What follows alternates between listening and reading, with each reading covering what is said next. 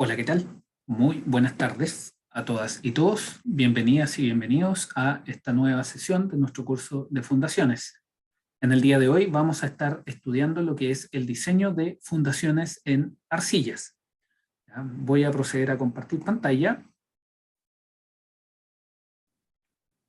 Y lo que vamos a estar revisando el día de hoy es, ¿cierto?, todo lo que es referente a el diseño de estas estructuras en este tipo de suelos arcillosos. Entonces,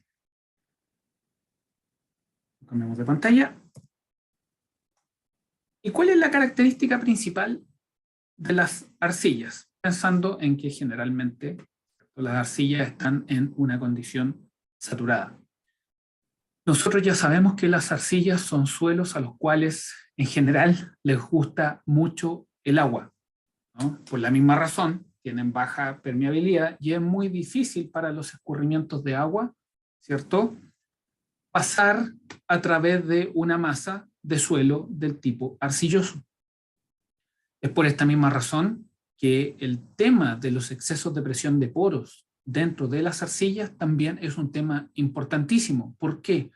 Porque en general los tiempos de construcción asociados a estructuras como edificios, puentes, entre otras, ¿ya?, son significativamente menores que aquellos tiempos que requiere, por ejemplo, la arcilla para disipar lo que son sus excesos de presiones de poros, ¿ya? Por lo tanto, los tiempos de construcción son significativamente menores,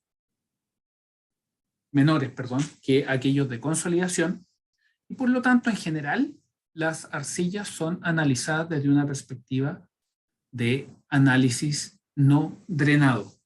El análisis no drenado, ¿cierto?, entendiendo que todos conocemos la respuesta no drenada de este tipo de suelos, ¿ya?, implica que desde una perspectiva de criterio de diseño vamos a trabajar con ellas asumiendo que el parámetro cohesivo puede ser asumido equivalente a la resistencia última no drenada, ¿ya?, y que el phi se puede imponer como 0 grados. Estas son imposiciones en vista del comportamiento de suelos, ¿ya? Son imposiciones prácticas, ¿ya? Es súper importante tener eso en cuenta, porque en muchos libros se habla de lo que son los parámetros drenados y no drenados del suelo.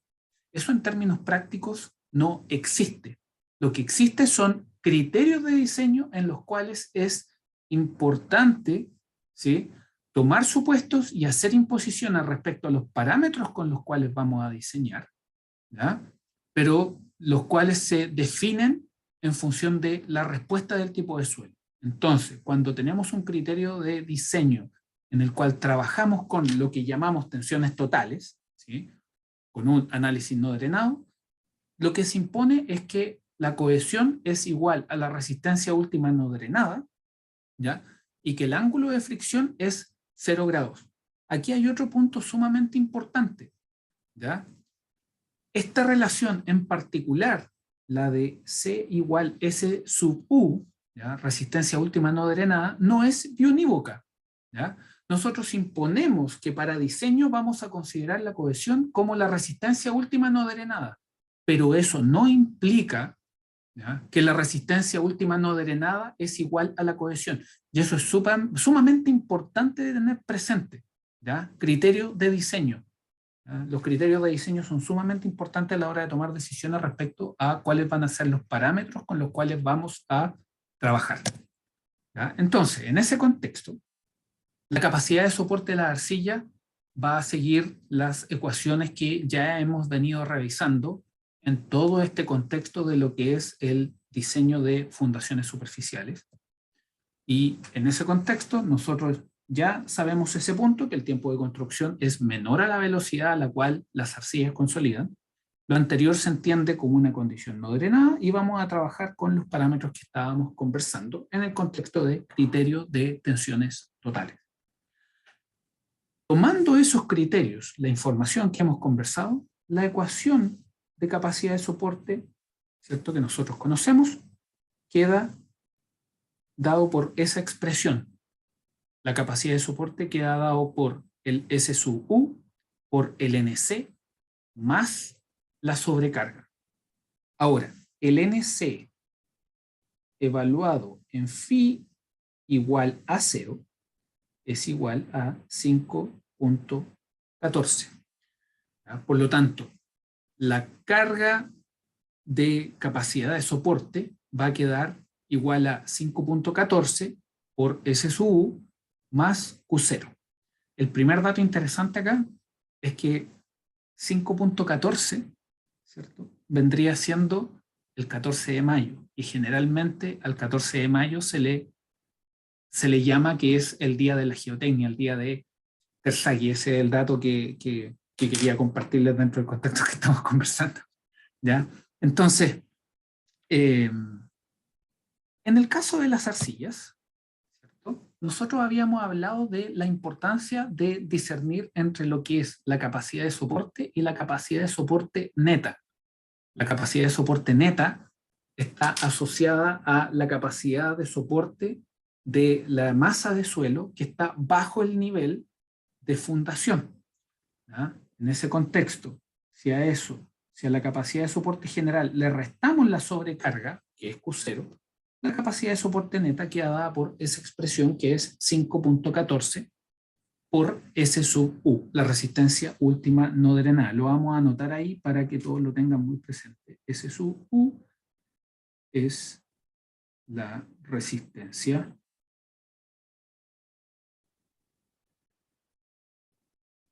última no drenada. ¿Ya? Entonces, retomando algunos puntos que son importantes de reforzar en el contexto que estamos conversando, es que la ecuación con la cual estamos trabajando es la canónica de capacidad de soporte. Sin embargo, nosotros sabemos que en la realidad las zapatas están enterradas, que tienen diferentes formas, que son finitas, que existe roce a lo largo de la zona de enterramiento, ¿cierto?, entre la superficie y el nivel de sello de fundación, ¿cierto? Ahí existe un roce que desde una perspectiva de modelo equivalente lo ignoramos, ¿ya? Pero existe roce a lo largo de la zona de enterramiento. Que las cargas no siempre van a ser verticales, que la zapata no necesariamente puede que tenga la base plana, las zapatas también pueden tener una inclinación, ¿ya? El terreno también podría estar inclinado, y todas esas consideraciones son las que debemos empezar a incorporar. Por lo anterior, por lo que hemos conversado, ¿cierto?, existen factores para corregir por la existencia de diferencias en forma, en profundidad, inclinación, ya sea geométrica de la zapata, o bien de las cargas, o también del terreno, ¿ya? Por lo tanto, si nosotros las revisamos, entre los factores de corrección más importantes se encuentra el de forma, ¿ya? ¿Y qué es lo que hace el factor de forma? Recoge la tridimensionalidad de las zapatas, especialmente de las zapatas rectangulares, cuadradas y circulares, ¿ya? Entonces, tenemos efectos tridimensionales, los cuales bajan significativamente en el caso de zapatas continuas, en aquellas donde hay una dimensión que es significativamente más larga que las otras dos, ¿cierto? Están los factores de corrección por profundidad que se deben incorporar porque nosotros estamos trabajando con un modelo equivalente, ¿ya? Estamos trabajando con este modelo equivalente en el cual decíamos, ¿cierto?, que la zapata está a un nivel en el cual no hay profundidad, ¿cierto? Y es por eso que se ignora el roce. Y las inclinaciones va a estar dado por la naturaleza de la carga y el terreno, la fundación misma. Entonces podemos tener inclinación del terreno, de la zapata, de las cargas horizontales y también los momentos. Entonces, ¿qué es lo que ocurre si queremos corregir por forma? Lo que tenemos que hacer en ese caso, ¿cierto?, es corregir el factor asociado a la capacidad de soporte, ¿cierto? Es en ese contexto el S sub SU. ¿Ya? ¿Y de qué nos vamos a apoyar para corregir?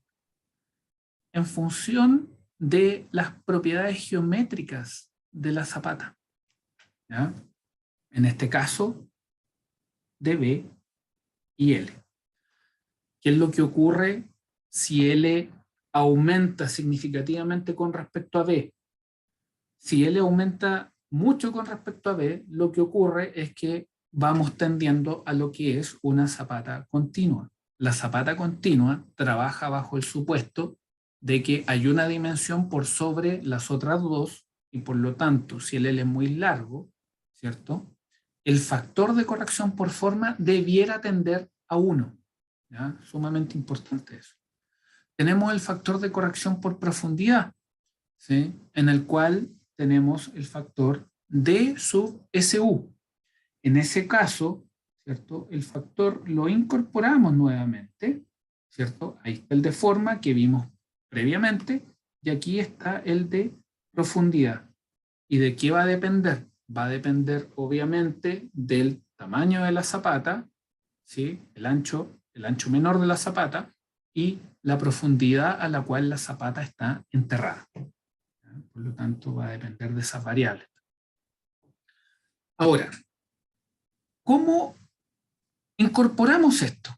A través de factores que, ¿cierto?, se definen con ecuaciones que en general tienden a ser muy sencillas y muy fáciles de implementar en una planilla de MATCAD, Excel, MATLAB, lo que usted se sienta más cómodo de trabajar. ¿Ya? Por lo tanto, en ese contexto, el SU queda con esa expresión que está ahí, 1 más 0,2 factor de B sobre L, y el factor de profundidad, ¿cierto? Queda como 1 más 0,2 D sobre B. ¿Ya? Estas son ecuaciones que Meyerhof propuso hace muchos años. Ahora bien, aquí hay un detalle. En general nosotros, ¿cierto?, hemos dicho que asumimos que las zapatas son superficiales cuando la relación entre D y B, ¿cierto?, D sobre B no supera 2. ¿Ya? Sin embargo, Meyerhof va un poquito más allá y lo plantea a partir de la frontera de 2,5.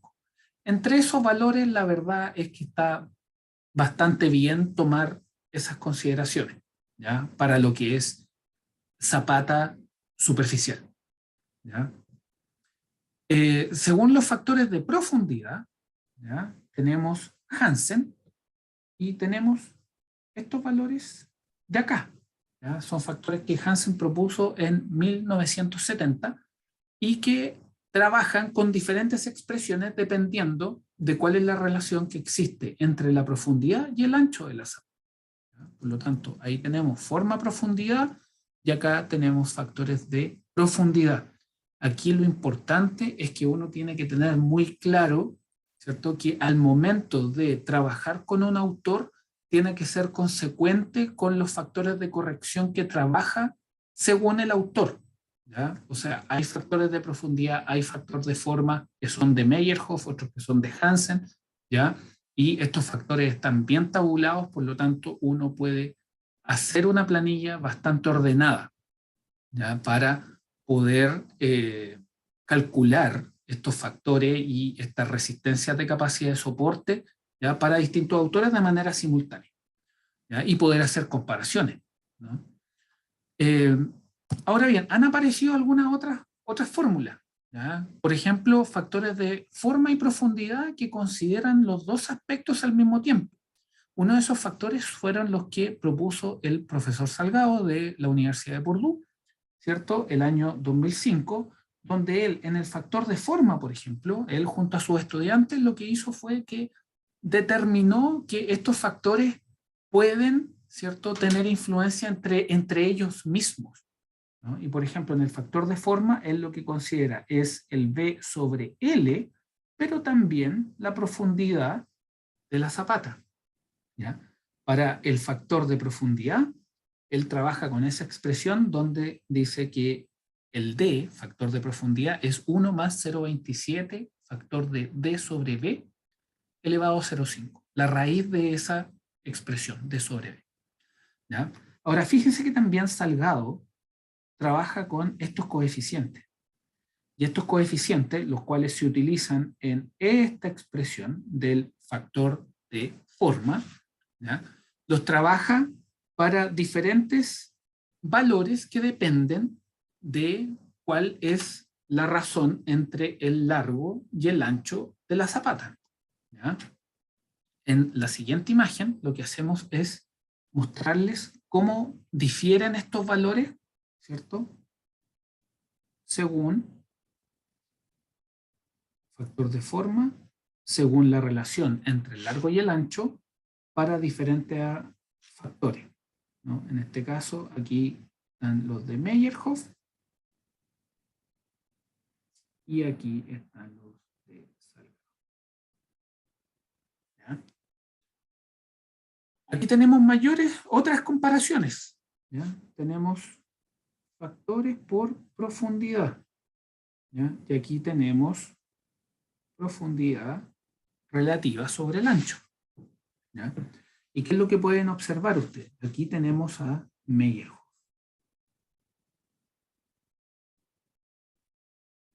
¿Sí? ¿Y cómo trabaja Meyerhof? Meyerhof trabaja con un parámetro que aumenta de manera lineal en profundidad, ¿cierto? Que en general es el menor de los valores hasta este punto, donde a partir de este punto aquí, ¿cierto? Esta curva es de Salgado y aparece acá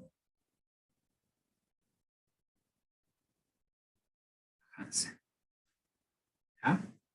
Entonces, importante entender cómo se relacionan entre ellos, ¿sí? Porque estos factores eventualmente pueden cambiar dependiendo de la profundidad. ¿Ya? Entonces, uno puede controlar por sobre otro.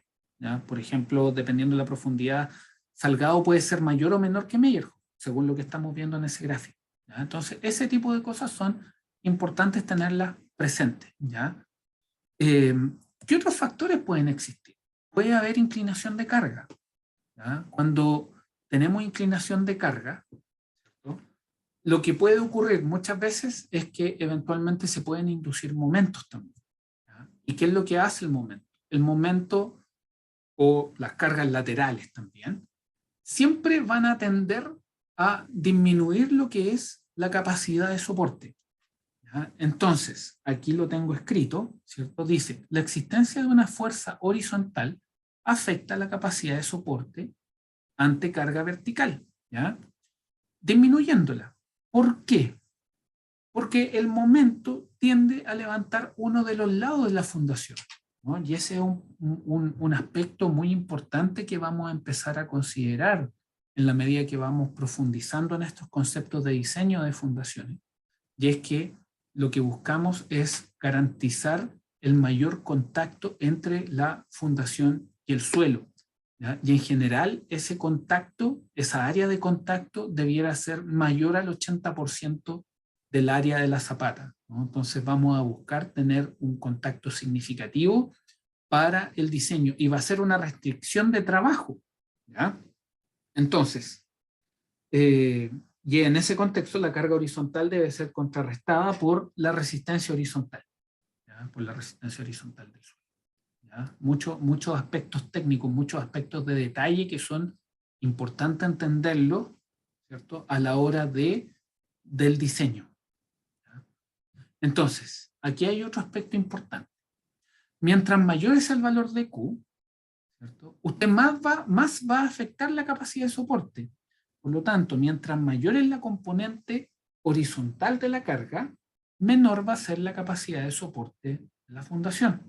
Por lo mismo, debemos tener criterios bajo los cuales decir, ok, si la carga horizontal solicitante es muy grande, hay que buscar las relaciones en el sistema de carga tal que a partir de cierto valor de la carga lateral, ¿cierto? Yo tenga que levantar una bandera roja, por ejemplo, y tenga que decir, ok, no nos queda otra que rediseñar, ¿no? Redistribuyamos las cargas o aumentemos el ancho de la fundación, etc.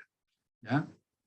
Entonces, eso, ¿sí?, se hace a través del factor de inclinación de las cargas, ¿no? Las cargas van a presentar una inclinación y eso tiene una componente lateral, ¿sí?, y tiene obviamente una componente vertical.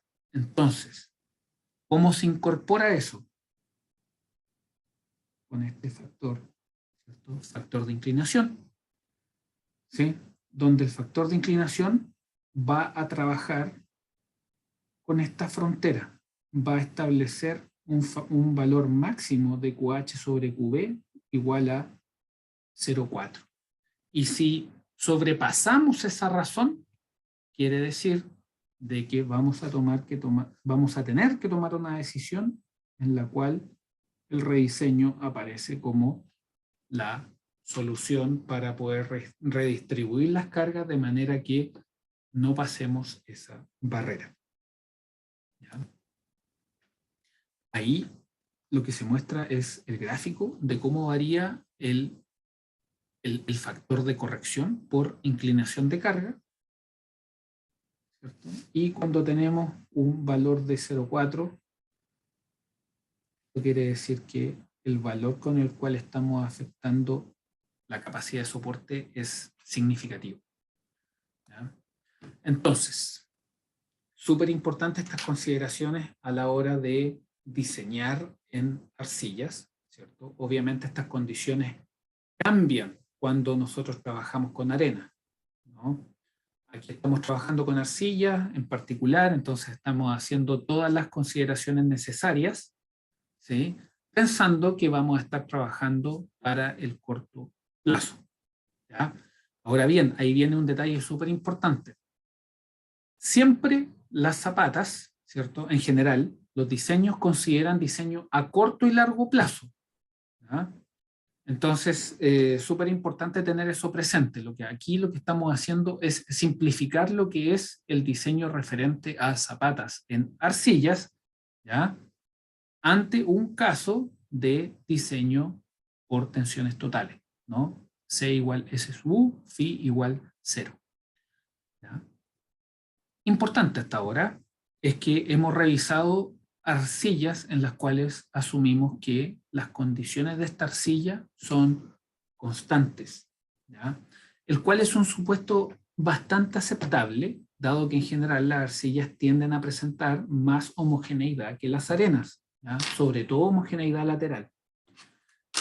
Sin embargo, hay un detalle que es súper importante, y es que en general las zonas superficiales de los terrenos naturales en general tienden a presentar un cierto grado de consolidación, ¿ya?, o llamémoslo de otra manera, de preconsolidación, ¿no?, por los ciclos de carga y descarga a los cuales los terrenos en general han estado sometidos. ¿Ya? El tema de la preconsolidación es un aspecto importantísimo en arcillas, ¿ya? Las arcillas están muy controladas por lo que es su historia tensional, y la historia tensional se refleja a través del parámetro, ¿cierto?, OCR, ¿no? Entonces, en ese contexto, ¿ya?, el hecho de que en las zonas superficiales, sobre todo en las zonas superficiales, pensando en los primeros metros de los estratos de suelo naturales, ¿ya?, ahí lo que ocurre es que en esos sectores eventualmente podrían haber variaciones en las condiciones, ¿ya? Y pasada cierta profundidad, esas condiciones podrían variar de manera tal que muchas veces asumir modelos lineales funciona bastante bien, sobre todo en lo que tiene que ver con respecto a su resistencia no drenada, ¿ya? Entonces, en el caso de fundaciones en arcilla, donde tengamos propiedades variables, podríamos tener algunos casos, ¿ya?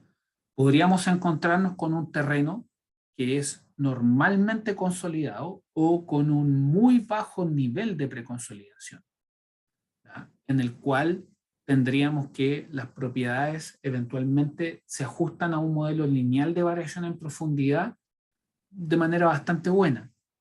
Sin embargo, también podríamos considerar de que existe una zona de preconsolidación significativa y posterior a esa zona, o más profundo de esa zona de preconsolidación que hemos identificado, empiezan variaciones de las propiedades en las cuales un modelo lineal eventualmente se ajusta bastante bien. En ese contexto es que les presento estos tres tipos de modelos. ¿Ya? En el caso de arcillas normalmente consolidadas, la resistencia no drenada eventualmente puede aumentar con la profundidad, ¿no? Eso es lo que estábamos conversando. Pero la condición homogénea de arcillas es más válida en suelos preconsolidados, por lo tanto uno podría, ¿cierto?, asumir de que si tiene una zona fuertemente preconsolidada, ¿ya?, en un rango de profundidad que debe de algunos metros, ¿ya?, uno podría tomar este modelo en el cual toma un valor de la resistencia última no drenada, ¿cierto?, que podemos asumir constante, ¿ya?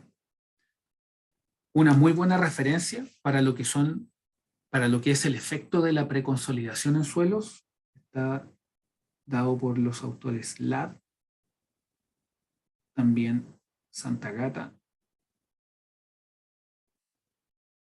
también puede ser Germain, ¿ya?, en los cuales sus trabajos hablan de los efectos de la historia tensional en arcillas.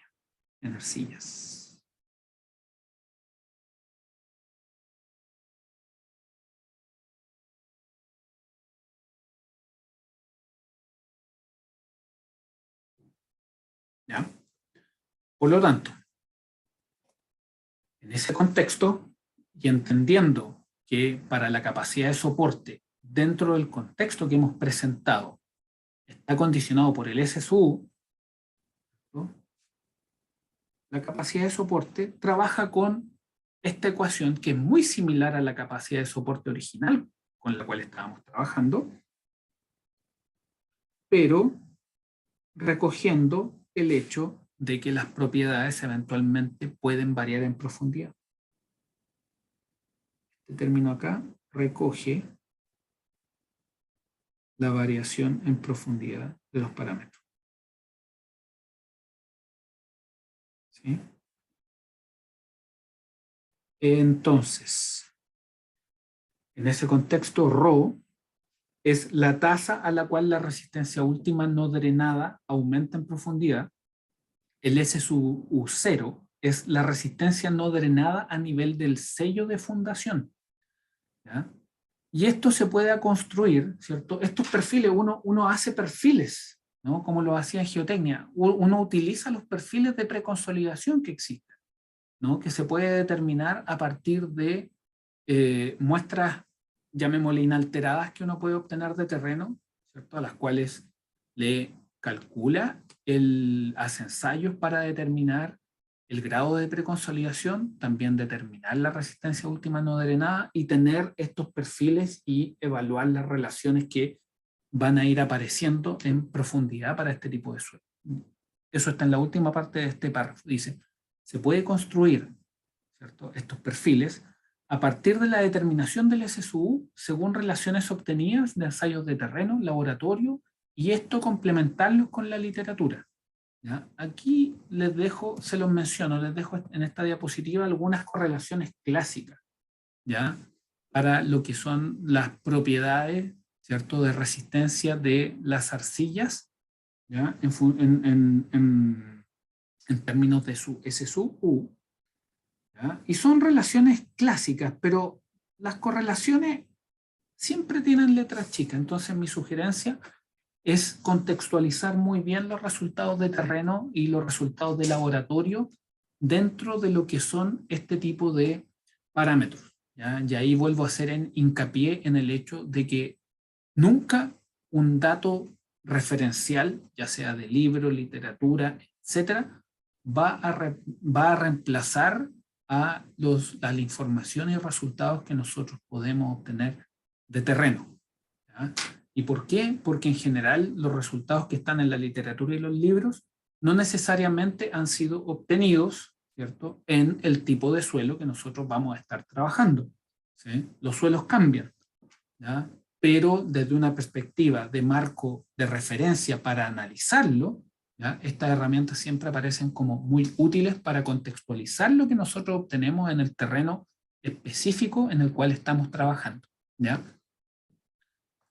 Ahora bien, ahí en esta ecuación aparecía otro parámetro F. Y este parámetro F tiene que ver, ¿cierto? Como estamos en el mundo de las arcillas tienen plasticidad, ¿no? Entonces, esta plasticidad se traduce en que las arcillas también se adhieran a superficie, ¿no? Esta propiedad de la arcilla de la plasticidad, desde una perspectiva física, también es la que explica de que este tipo de suelos se adhieran, ¿cierto?, a ciertas superficies. Por lo tanto, lo que ocurre también en una zapata es que estos suelos eventualmente se adhieren al hormigón, ¿no? Entonces, el parámetro F lo que hace es reconocer el hecho de la adherencia, ¿no? El parámetro F se puede determinar a partir de estos gráficos, ¿no? El parámetro F, ¿cierto?, lo podemos determinar, aquí lo vamos a anotar para que les quede de respaldo. F recoge la interacción entre el suelo, entre la arcilla y la zapata. Por lo tanto, ¿cierto?, de alguna manera trabaja con lo que es el fenómeno de adherencia que se da entre el suelo y este elemento estructural. ¿Ya? Y aquí ustedes pueden ver de que si la zapata es rugosa, ¿cierto?, ese factor F aumenta con respecto a lo que es una zapata, llamémosle más suave, ¿ya?, una interacción más suave entre la zapata y el suelo. Y aquí está la relación entre el FR y el FS. Estas ecuaciones son nuevamente de este libro que yo les estaba comentando, que también es muy bueno y es muy utilizado en Europa, que es el Tomlinson. ¿Ya? Me parece que esta es la versión del año 2011. ¿Ya? En ese contexto, si además ustedes corrigen con los factores de corrección por profundidad, forma e inclinación, la ecuación les queda de esa manera. ¿Ya? Ahora, un punto importante a considerar dentro del marco de referencia que estamos discutiendo es que la práctica y la investigación aún está en desarrollo en muchas de estas metodologías, ¿ya? ¿Y qué es lo que están buscando? Representar de mejor manera el diseño de zapatas en arcilla bajo condiciones en las cuales se asume que hay una variación, ¿ya?, en profundidad de los parámetros en este tipo de suelos. ¿Ya? De la misma manera, Salgado propuso factores de forma, ¿sí?, para este tipo de suelos en los cuales, a partir de esos parámetros, que son los mismos que estábamos viendo previamente, ya eventualmente pueden ir presentando variaciones en profundidad, ¿no? Y los parámetros C1 y C2, ¿cierto?, nuevamente en función del ancho y el largo de la zapata. Y esto grafica. Así que ya lo habíamos realizado previamente. ¿Ya? Factor de profundidad va a tener esa expresión, ¿cierto?, con esta relación D sobre B menor a 0,5 y con el ρ por B partido por S sub U menor o igual a 2, donde ρ no es la densidad del terreno. Recuerde que ρ es la tasa de cambio de S sub U en profundidad. ¿Ya? Súper importante. Ahora bien, hay algunos detalles que es importante conversar en el contexto de lo que es el diseño de fundaciones. ¿Ya? Y es esto, es el hecho de que en arcillas muchas veces se han propuesto correlaciones a partir del ensayo de terreno del SPT. ¿Ya? Ahí dice, considerar que en arcillas también se pueden utilizar correlaciones entre ensayos de terreno y la resistencia última no drenada. Y eso es efectivo. ¿Ya? Hay correlaciones entre el CPT, la veleta, el SPT, ¿ya? Y otro ensayo.